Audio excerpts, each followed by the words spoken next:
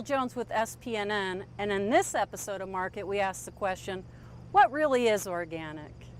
We're here at the University of Minnesota where we're going to meet with organics expert Jim Riddle, and maybe he can shed a little light on that question. Let's go talk to Jim. Hey, Jim. Hi, Jill. Really good to see you. Yeah, welcome. Thanks so much for inviting us out here. Yeah, thanks.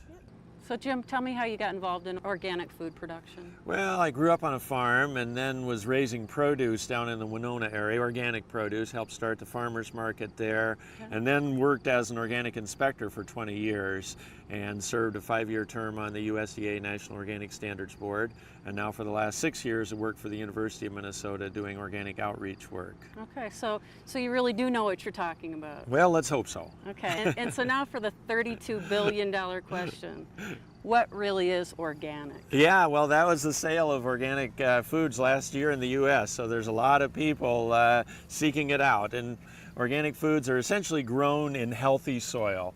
You know, soils that haven't had synthetic fertilizers or pesticides applied, no genetic engineering, which is a big concern these days, and the foods haven't been irradiated. But it's more what the farmers do to help promote a healthy environment. Okay. So keeping pollinators on their farms, planting clover as cover crops, using compost, and green manure crops for fertility. Sure. Just keeping the plants and the animals healthy. So what are the pesticides? What's it doing to us in our bodies when we're taking in those pesticides? Well, does it really matter? Well, sure. There's the President's Cancer Panel findings that were released a couple years ago, but the evidence just continues to mount. The more research is done, the more benefits we're finding. So we know we're getting a health benefit by not taking in the chemicals with organic produce, but is the nutrition content any different? The trends of the research certainly are positive. Now, just one 10-year study done by University of California, Davis, looking at conventional tomatoes and organic tomatoes, finding that the levels of antioxidants increased about twice as much, well, 97% increase in antioxidant levels with the organic practices. Okay. And what's really interesting is over time, using the organic practices, those levels kept going up, whereas with conventional, those levels of the nutrients just stayed flat. They didn't increase because you're not building the health of the soil.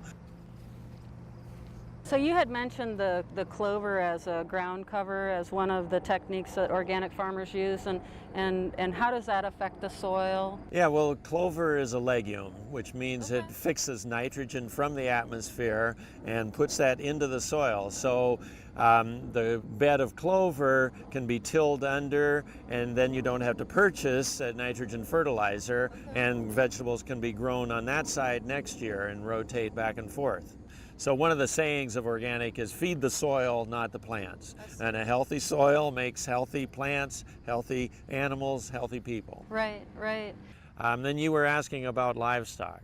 And yeah, to be certified organic for dairy or beef, the animals have to eat all organic feed, so better than I fed my children, even.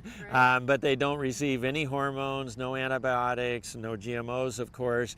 But also, if they're grazing animals, they have to be on pasture a significant part of the time, at least 120 days a year. Research has shown that feeding animals pasture and forage leads to healthier meat and milk than for humans to consume. So let's say you're an organic producer and you're having just this horrible year with pests. They're just taking over. Do you just lose your crop? It's always a challenge. Farming is a challenge no matter how you do it.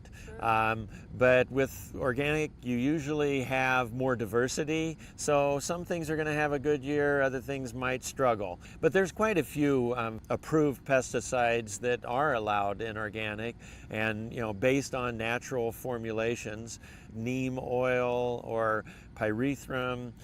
But also things like row covers to protect the fragile crops from flea beetles or insect pests. But that crop rotation is another one of the fundamental practices that really helps break the pest cycles. So Jim, if you don't mind switching gears a little bit here, what's a GMO? Right. Why does it matter? What is that all about? Yeah, well, GMO stands for genetically modified organisms. So these are crops that have had their DNA changed, so they have DNA from totally different kingdoms, from bacteria put into a corn plant, for instance. And research in Europe has shown that these novel proteins are causing liver problems, kidney failure, reproduction problems. So when we're supporting an organic crop farmer that's using a non-GMO seed, we're really propelling that movement to ask for a more clear understanding of what we're eating and what's in our food supply. I mean, certainly buying from farmers that you know and trust, and then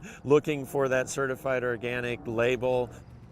Well, your passion for what you do really shows in your expertise, and we're really grateful that you had us out here today to share what you're doing. Well, thanks. I mean, it's exciting to see the interest, and it certainly tastes better. Right, exactly. Thanks so much, Jim. Yeah, thank you.